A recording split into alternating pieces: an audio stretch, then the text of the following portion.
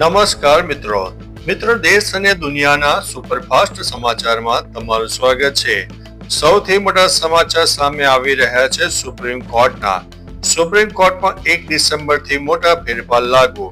Chief justice સૂર્યકાંતે supreme કોર્ટમાં 1 ડિસેમ્બરથી મહત્વપૂર્ણ ફેરફારો કર્યા છે। આ ફેરફારોનો હેતુ મુલતવી રાખવાની પ્રક્રિયામાં સુધારો લાવવાનો છે, જેથી કેસો ઝડપથી ચાલી શકે। હવે વ્યક્તિગત સ્વતંત્રતા અને ડિમોલેશન જેવા તાત્કાલિક રાહત સંબંધિત કેસોની ઝડપથી સુનાવણી થશે। આ પગલાંથી કેસની ફાઇલિંગ વ્યવસ્થિત બનશે અને અનાવશ્યક અર્જન્ટ મેન્સિનિંગની પ્રથાઓ પર લગામ રહેશે। અન્ય મહત્વના સમાચારની વાત કરીએ તો ગાંધીનગરમાં પાલતુ શ્વાનનું રજીસ્ટ્રેશન ફરજિયાત કરવામાં આવ્યું છે। ગાંધીનગર મહાનગરપાલિકાએ શહેરની સ્વચ્છતા જાળવવા માટે પાલતુ શ્વાન રાખવા ઉપર નવા નિયમો લાગુ કર્યા છે। હવે તમામ શ્વાન માલિકો માટે 209 રૂપિયા ફી સાથે રજીસ્ટ્રેશન કરાવવું ફરજિયાત છે। આ ઉપરાંત જો શ્વાન જાહેર માર્ગો કે સ્થળો પર ગંદકી કરશે તો તેના માલિકને 500 રૂપિયાનો દંડ ફટકારવામાં આવશે। આ નિર્ણયનો હેતુ સ્વચ્છતા અને માલિકોની જવાબદારી વધારવાનો છે। અન્ય મહત્વના સમાચારની વાત કરીએ તો અમદાવાદમાં 8.7 કરોડનું તરતું સોનું ઝડપાયું છે। અમદાવાદના ઇતિહાસમાં અત્યાર સુધીનો સૌથી મોટો એમ્બરગ્રીસ એટલે કે સ્પર્મ વેલની ઉલટીનો જથ્થો ઝડપાયો છે। સરખેજ વિસ્તારમાંથી 9.5 કિલોગ્રામ એટલે કે આશરે 8.7 કરોડની કિંમતનો એમ્બરગ્રીસ સાથે પોલીસે 4 શખ્સોની ધરપકડ કરી છે। આરોપીઓ આ જથ્થો સુરતના એક વ્યક્તિ પાસેથી લાવીને અમદાવાદમાં વેચવાના હતા। એમ્બરગ્રીસનો આ જથ્થો મોંઘા અત્તરો બનાવવામાં વપરાય છે। અન્ય મહત્વના સમાચારની વાત કરીએ તો મહારાષ્ટ્રમાં ચૂંટણી પર દીપડાની અસર। મહારાષ્ટ્રમાં નગર પરિષદની ચૂંટણીઓ નજીક છે, પરંતુ પુણે, નાસિક અને અહિલ્યાનગર જેવા જિલ્લાઓમાં ગ્રામ્ય વિસ્તારોમાં દીપડાની દહેશત વધી જતી હોય છે। આને કારણે ચૂંટણી પ્રચાર ઉપર તેની અસર જોવા મળી શકે છે।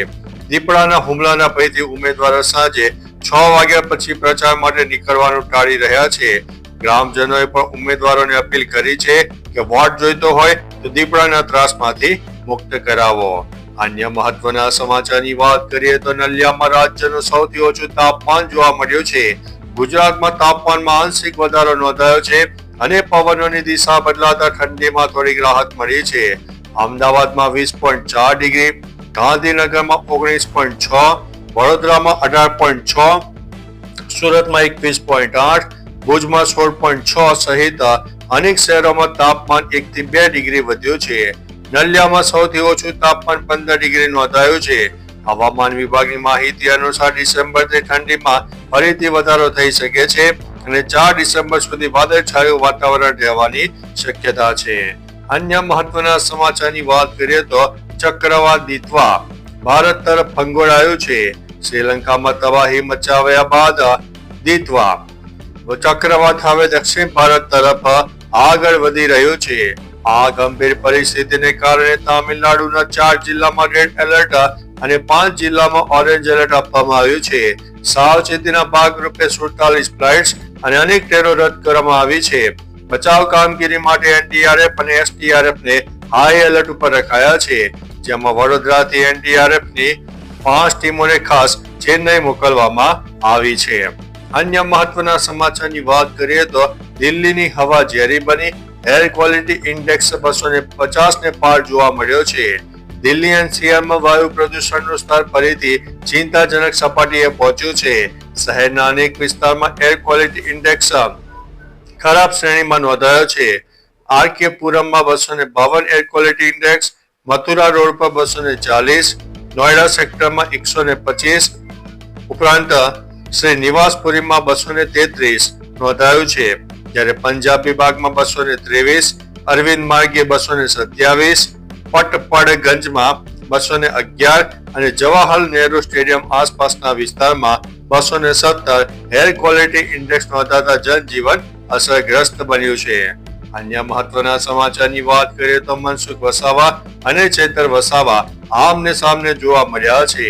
નર્મદા જિલ્લા સંકલન સમિતિની બેઠક બાદ પીએમ મોદીના કાર્યક્રમમાં થયેલા ખર્ચને લઈને સાંસદ મનસુખ વસાવા અને ધારાસભ્ય ચેતર વસાવા વચ્ચે જોરદાર શાબ્દિક યુદ્ધ થયું હતું. ચૈતર વસાવાએ આદિવાસી બજેટમાંથી કરોડોના ખર્ચ અને 3000ની ડીશના આક્ષેપો કર્યા છે. જેના જવાબમાં મનસુખ વસાવાએ આક્ષેપ કર્યો છે કે ચૈતર વસાવા હંમેશા હવનમાં હાડકા નાખે છે અને આદિવાસીઓને ગેરમાર્ગે દોરે છે. અન્ય મહત્વના સમાચારની વાત કરીએ તો ₹800 કરોડનું બોગસ બિલિંગ કૌભાંડ ઝડપાયું છે. Directorate general of GST intelligence એટલે કે DGGI દ્વારા ગુજરાત અને મહારાષ્ટ્ર સહિત અનેક શહેરોમાં મેગા ઓપરેશન હાથ ધરવામાં આવ્યું, જેમાં આશરે 800 કરોડનું બોગસ બિલિંગ કૌભાંડ ઝડપાયું છે. તપાસમાં ડુપ્લિકેટ બિલ દ્વારા કરોડોની ITC મેળવવામાં આવી હતી. DGGI ગુજરાતના એન્જિનિયરિંગ અને ભારત સેનેટરી સહિત આ કૌભાંડમાં સંડોવાયેલા 4 માસ્ટરમાઇન્ડની ધરપકડ કરી છે. અન્ય મહત્વના સમાચારની વાત કરીએ તો હું ચૂપ છું તો ચૂપ રહેવા દો, મને છંછેડશો નહીં. મહારાષ્ટ્રમાં સ્થાનિક ચૂંટણીઓ વચ્ચે સત્તાધારી મહાયુતિ ગઠબંધનમાં તણાવ ચરમસીમાએ પહોંચ્યો છે. શિવસેનાના ધારાસભ્ય પર FIR નોંધાયા બાદ નાયબ મુખ્યમંત્રી એકનાથ શિંદે ભડક્યા હતા. તેમણે અધિકારીઓને પરોક્ષ રીતે સાથી પક્ષ ભાજપને કડક ચેતવણી આપી છે. હું અત્યારે ચૂપ છું, મને ચૂપ રહેવા દો. જો કોઈ મને હેરાન કરશે તો તેને એકનાથ શિંદેના ગુસ્સાનો સામનો કરવો પડશે. અન્ય મહત્વના સમાચારની વાત કરીએ તો થાનગઢમાં ફ્રીજમાં બ્લાસ્ટ, ઘરમાં વિકરાળ આગ. સુરેન્દ્રનગર જિલ્લાના થાનગઢમાં આવેલી જય અંબે સોસાયટીમાં એક ઘરમાં ફ્રીજમાં અચાનક બ્લાસ્ટ થતા વિકરાળ આગ લાગી ઉઠી. જોતજોતામાં આગે આખા મકાનને લપેટમાં લીધું, જેના કારણે સમગ્ર વિસ્તારમાં ધુમાડો ફેલાઈ ગયો. સદનસીબે ઘરના રહીશો સમયસર બહાર નીકળી જતા કોઈ જાનહાનિ થઈ નથી. ફાયર વિભાગે આશરે 1 કલાકની જહેમત બાદ આગ ઉપર કાબુ મેળવ્યો હતો. અન્ય મહત્વના સમાચારની વાત કરીએ તો વડોદરામાં ભવ્ય સરદાર એકતા પદયાત્રાનું આયોજન થયું.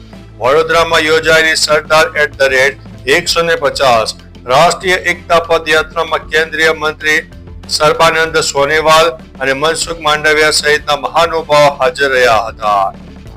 અંકલાવના હરે કૃષ્ણ મંદિરથી શરૂ થયેલી યાત્રામાં યુવાનોએ મોટા પ્રમાણમાં ભાગ લીધો.